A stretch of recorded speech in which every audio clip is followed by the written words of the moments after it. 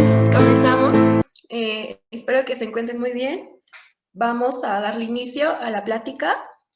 Como verán, el tema de hoy es el cumplimiento de la pensión alimenticia. Me gustaría iniciar con la etimología de la palabra alimentos,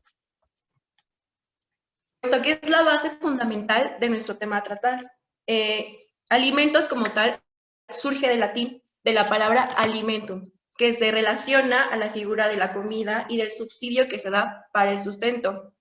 Ahora bien, nos vamos a los alimentos dentro del derecho civil, puesto que los alimentos no nada más se limitan a lo esencial para nutrir el cuerpo, sino que ya incluye una lista de elementos que son necesarios para lograr la subsistencia digna de las personas. Es decir, sí, abarca la comida, pero también incluye el vestido, la habitación, la atención médica y en caso de los menores de edad, la educación hasta que concluyan sus estudios, ya sea de manera profesional, alguna arte o algún oficio, y también incluye la diversión y el sano esparcimiento.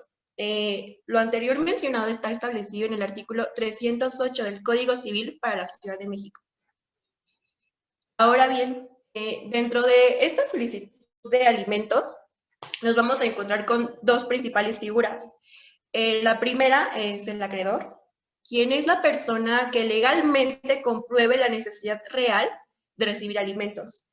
Aquí los principales son los menores de edad, las personas con alguna discapacidad, y en segundo lugar tenemos a la persona establecida, contemplada como deudora, quien tiene la obligación de cubrir de acuerdo a sus posibilidades económicas. Según lo que establece el artículo 303 del Código Civil para la Ciudad de México, son los padres quienes tienen la obligación de proveer los alimentos a sus hijos.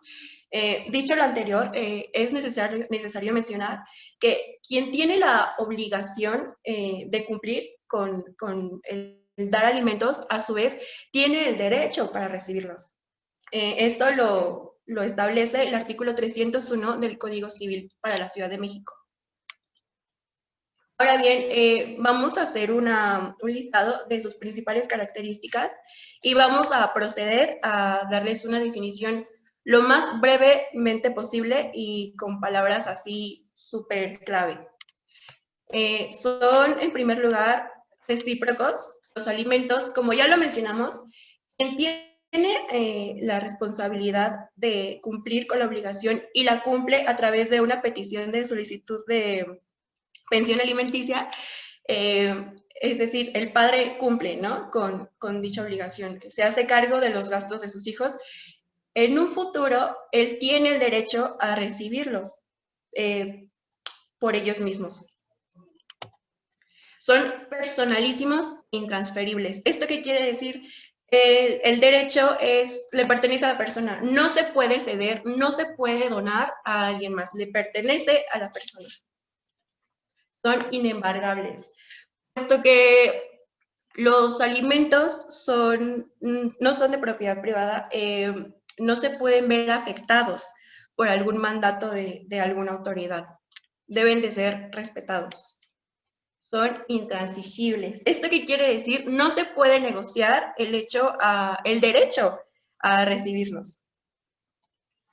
Son proporcionales. Esto atiende a que se debe de atender a las necesidades, sí, de la persona acreedora, pero también debe de atender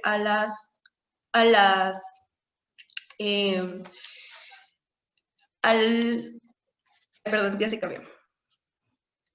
Atiende a las posibilidades del deudor, a sus ingresos económicos.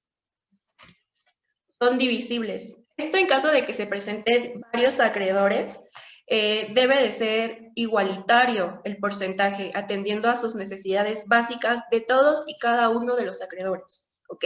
En caso de que ya sean así 2, 3, 4 hijos, los que sean, debe de ser igual proporcionables. son preferentes. Esto en caso de que se presenten dos juicios al mismo tiempo, el juez le debe de dar prioridad al de los alimentos no renunciables. Como ya lo mencionamos, la persona acreedora no existe la posibilidad de que renuncie a su derecho de recibir los alimentos, puesto que los alimentos son un derecho constitucional y humano, por lo que es imposible renunciar a ellos. No se extinguen en un solo acto. Si bien es una cantidad que debe de ser dada por el deudor al acreedor de manera periódica. Debe de ser pagada atendiendo, lo repito, a sus necesidades. Puede presentarse el caso en el que por algún motivo se pueda modificar las necesidades del acreedor y vaya, pues sí, modificándose la pensión. Entonces, no se puede presentar en algún momento el deudor y querer pagar su deuda, liquidar su deuda con un solo pago. Ahora bien, vamos a entrar a los dos tipos de pensión alimenticia, puesto que en primer lugar tenemos la pensión alimenticia de los miembros de la familia que aseguran estar en estado de necesidad durante el desarrollo del proceso. Es decir, desde que se inicia el proceso, el proceso desde que se mete la solicitud de pensión alimenticia, inicia esta pensión alimenticia provisional, la cual busca asegurar los gastos de las personas acreedoras desde el inicio hasta que el juez dicta la pensión alimenticia definitiva. Ahora bien, la pensión alimenticia definitiva es la que busca la subsistencia de los acreedores posterior al proceso. Es decir, después de que ya se llevó a cabo todo un proceso, de que ya se emitieron las pruebas correspondientes, es donde entra la sentencia definitiva y sí puede ser modificada en algún determinado momento a medida de que cambien ya sea los ingresos de la persona deudora, o sea, del padre, tutor, del padre, o que modifique se cambie el estado de necesidad del acreedor, ya sea que sufra algún accidente, que quede en estado de discapacidad o que el sueldo del deudor suba o modifique, es cuando se puede modificar, solo así. Ahora bien, nos vamos con el monto establecido. Es muy importante mencionar aquí que el porcentaje lo establece el juez de acuerdo a una costumbre. No se encuentra establecido en algún código, alguna cifra exacta. Puede ir desde el 10% hasta el 50% atendiendo las necesidades de la persona acreedora y también atendiendo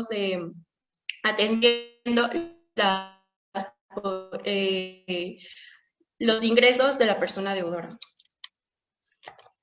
Dentro de estos porcentajes es preciso mencionar que, por ejemplo, dentro de esta costumbre, se puede presentar el caso en el que la madre le pertenezca, le den el juez de un 10% a un 15%.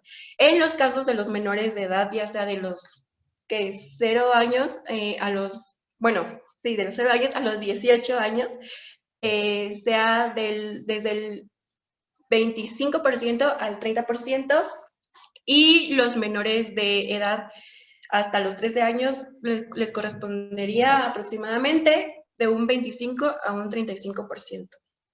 También a las mamás que en algún momento vivieron en concubinato con la pareja, con el deudor, les corresponde un porcentaje de pensión alimenticia solo si estuvieron en concubinato, como ya se mencionó, es decir, que hayan vivido juntos por algún tiempo. Si cada quien vivió por su casa, aquí no sería el caso en el cual le correspondería un porcentaje también de la pensión alimenticia a la madre. Aquí nada más le correspondería al hijo, a la persona menor de edad, representado por la madre, legalmente. Por último, tenemos la suspensión de la obligación. Aquí es muy necesario hacer una aclaración de que el cese o la suspensión es temporal. En caso de que se pueda modificar la situación, se renueva nuevamente la pensión.